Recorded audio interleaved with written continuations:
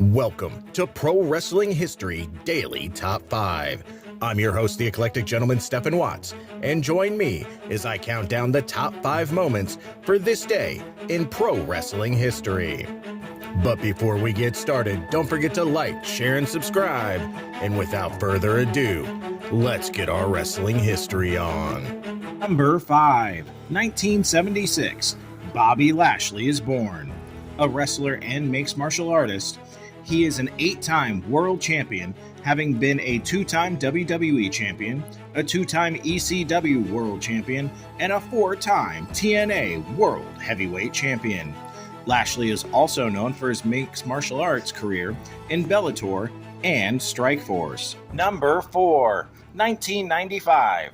WCW held their Bash at the Beach pay-per-view at Huntington Beach in California, setting up a ring on the beach and allowing fans and beachgoers to see the show live free. In the main event, WCW World Heavyweight Champion Hulk Hogan, with Dennis Rodman, defeated Big Van Vader in a steel cage match after 2 leg drops and kicking Vader away as he climbed out. This was the first time that WCW used the escape the cage rule, as they traditionally only had pinfall and submissions in a cage. The reason for the rules change was that Vader would not do a pinfall or submission job for Hogan, because Hogan said he wouldn't do the same for Vader when their program began. Number 3, 1983. Butch Reed defeats the Junkyard Dog for the Mid-South North American Heavyweight title in New Orleans, Louisiana. Number 2, 2001. Terry Bam Gordy passes away.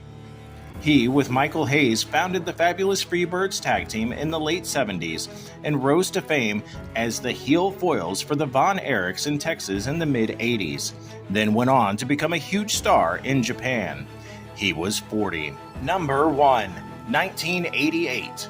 Frank Goodish, better known as Bruiser Brody, is stabbed in a shower stall in the locker room in Puerto Rico by wrestler and part World Wrestling Council owner Jose Gonzalez, aka Vader 1, prior to a WWC event. Brody is taken to the hospital but dies on the operating table later that night, technically the morning of July 17th, from blood loss.